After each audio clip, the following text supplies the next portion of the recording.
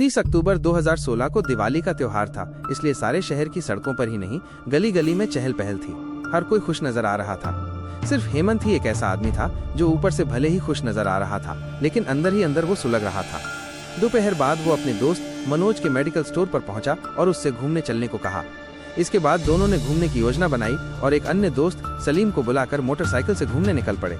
तीनों दोस्त काफी देर तक बाजार में घूमते रहे। शाम हो गई तो हेमंत ने दोनों दोस्तों से कहा, मोटरसाइकिल छपरी गली की ओर ले चलो, मैं तुम लोगों को वहाँ एक तमाशा दिखाता हूँ। कौन सा तमाशा दिखाएगा भाई? सलीम ने पूछा तो हेमंत ने गंभीर होकर कहा, पहले वहाँ चलो तो खुद ही देख लेना वो तमाशा। सलीम ने मोटरसाइकिल छपरी गली की ओर मोड़ दी। गली के बाहर ही मोटरसाइकिल रुकवा कर हेमंत उतर गया तो सलीम भी उतर कर खड़ा हो गया। शाम का समय था। दिवाली का त्योहार होने की वजह से लोग दिए जला रहे थे। गली में बच्चे पटाखे फोड़ रहे थे। हेमंत ने मनोज से उसकी पिस्टल मांगी और गली में घुस गया। वो जिस घर के सामने जाकर रुका वो भारती माहेश्वरी का था। उनकी मौत हो चुकी थी। घर में पत्नी सुनीता, बेटा तुषार, बेटी प्रेरिका और छोटे भाई की पत्नी पूजा और बहन का बेटा रानू था। प्रेरिका उस समय घर के बाहर दिए जला रही थी। हेमंत उसी के पास जाकर खड़ा हो गया। उसे देखकर प्रेरिका हड़बड़ा सी गई। उसने हेमंत को घूरते हुए पूछा, तुम यहाँ कैसे? क्यों, मैं यहाँ नहीं आ सकता क्या? कहकर हेमंत ने उसका हाथ पकड़कर खींचा तो उसने शोर मचा दिया। उसकी चीख पुकार सुनकर उसकी बुआ का बेटा रानू और छोटा भाई तुषार बाहर आ गया। उन्होंने प्रेरिका को छुड़ाकर हेमंत को घेर लिया। खुद को घिरा पाकर हेमंत घबरा गया और उसने मनोज की पिस्टल सीधी करके प्रेरिका पर गोली चला दी, जो उसके पेट में लगी। गोली लगते ही वो गिर गई। इसके बाद उसने रानू पर गोली चला दी तो उसके भी पेट में गोली लगी। उसने तीसरी गोली तुषार पर चलाई जो उसे छूती हुई निकल गई। अब तक चीख पुकार मच गई थी। गोलियों की आवाज सुनकर गली वाले इकट्ठा हो गए थे। हेमंत ने भागना चाहा, लेकिन तभी उसे अजीत ने घेर लिया। अजीत हेमंत पर भारी पड़ा तो पकड़े जाने के डर से उसने अजीत पर भी गोली चला दी, जो सीधे उसके सीने में लगी। उसकी तुरंत मौत हो गई। अजीत तातारपुर निवासी प्रेरिका के भाई राहुल की दुकान पर नौकरी करता था। वो शादीशुदा ही नहीं, एक बेटी का बाप भी था। अजीत के गिरते ही गली में अफरा तफरी मच गई, जिसका फायदा उठाकर हेमंत दोस्तों के साथ भाग निकला। किसी ने पुलिस कंट्रोल रूम को इस घटना की सूचना दे दी तो वहां से मिली सूचना के आधार पर SP Sunil Kumar, ADM Surendra Kumar, CO Shabi Ahmad और थाना प्रभारी पदम सिंह पुलिस बल के साथ घटनास्थल पर आ पहुंचे। पुलिस ने घायलों को तुरंत अस्पताल भिजवाया और मृतक अजीत के घर वालों को सूचना दी। सूचना मिलते ही कुछ ही देर में अजीत के माँ बाप और पत्नी गीता रोती बिलखती आ पहुंची। औपचारिक पूछताछ के बाद पुलिस ने घटनास्थल की कार्रवाई निपटाकर अजीत की लाश को पोस्टमार्टम के लिए भिजवा दिया और थाने लौटकर घायल प्रेमिका के घरवालों की ओर से गोली चलाने वाले हेमंत और उसके दोस्तों मनोज तथा सलीम के खिलाफ हत्या तथा हत्या के प्रयास का मुकदमा दर्ज कर लिया। इसके बाद पुलिस हेमंत को गिरफ्तार करने उसके घर पहुंची तो वही नहीं, उसके दोनों साथी भी अपने अपने घरों से फरार मिले।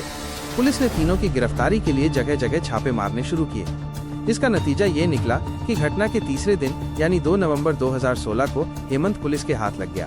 बात तुषार ने उनकी गहनों की दुकान संभाल ली थी। 12वीं पास करने के बाद प्रेरिका कोई प्रोफेशनल कोर्स करना चाहती थी। उसने ये बात घर वालों से कही तो उन्होंने उसका दाखिला दिल्ली में NIIT में कंप्यूटर सीखने के लिए करा दिया। घर में शायद किसी को मालूम नहीं था कि प्रेरिका के नजदीकी संबंध कासगंज की ही दुर्गा कॉलोनी के रहने वाले रूप सिंह यादव के बेटे हेमंत यादव से हैं। वो यूपी टेक्निकल यूनिवर्सिटी लखनऊ से MCA कर रहा था। कासगंज में पढ़ाई के दौरान हेमंत की मुलाकात प्रेरिका से हुई थी। कॉलेज में पढ़ते समय दोनों मिले तो कुछ ऐसी बातें हुई कि एक दूसरे की ओर आकर्षित हो उठे। इसका नतीजा ये निकला कि दोनों एक दूसरे से प्यार करने लगे। 12वीं करने के बाद हेमंत आगे की पढ़ाई के लिए जहाँ लखनऊ चला गया, वहीं प्रेरिका दिल्ली। दोनों भले ही दूर दूर हो गए थे, लेकिन मोबाइल के जरिए उनका संपर्क बना हुआ था। कंप्यूटर का कोर्स पूरा हो गया तो प्रेरिका ने BCom में दाखिला लेने के साथ बैंकिंग की कोचिंग में भी दाखिला ले लिया था। अब तक हेमंत की पढ़ाई पूरी हो गई थी। उसे दिल्ली की रिलैक्सो कंपनी में नौकरी मिल गई तो वो भी दिल्ली आकर रहने लगा था। दिल्ली में न प्रेरिका पर कोई नजर रखने वाला था और न हेमंत पर। दोनों खुलेआम मिलने जुलने के साथ साथ घूमने टहलने लगे। प्रेरिका भले ही हेमंत से मिलजुल रही थी और घूम फिर रही थी, लेकिन अपने इस प्रेम संबंध को वो वैवाहिक संबंध में तब्दील नहीं कर सकती थी। इसकी वजह ये थी कि उसकी और हेमंत की जाति अलग अलग थी। दोनों के ही घर वाले उनकी शादी के लिए कतई तैयार न होते। हेमंत और प्रेरिका ने अपने प्रेम संबंधों को बहुत छिपाया, पर उनके घर वालों को उनके प्रेम संबंधों का पता चल ही गया। फिर तो दोनों के ही घर वाले परेशान हो उठे। न हेमंत के घर वाले दूसरी जाति की लड़की से शादी करने को तैयार थे और न प्रेरिका के घर वाले दूसरी जाति के लड़के से शादी करना चाहते थे। दोनों के ही घर वालों ने उन्हें समझाने का काफी प्रयास किया, लेकिन दोनों ने कोई उचित जवाब नहीं दिया। कोई ऊंच नीच न हो जाए ये सोचकर हेमंत के घर वाले उसके लिए लड़की ढूंढने लगे। यह जानकर हेमंत परेशान हो उठा। दूसरी ओर प्रेरिका भी कोई निर्णय नहीं ले पा रही थी, इसलिए हेमंत भ्रम में था।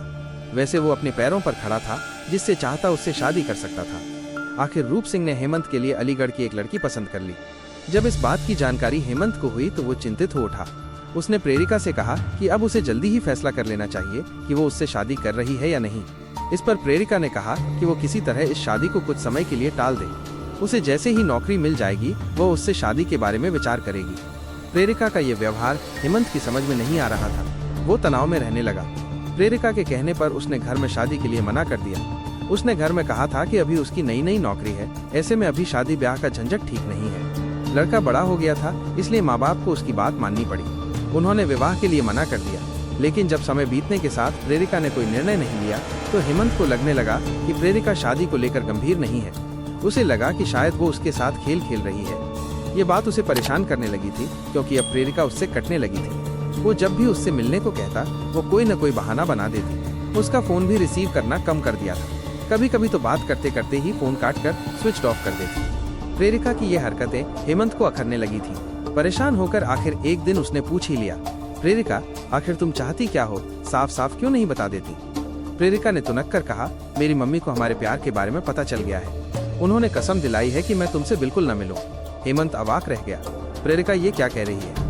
उसे तो वैसे भी लग रहा था कि प्रेरिका की जिंदगी में कोई और आ गया है, इसीलिए वो उससे दूर भाग रही है।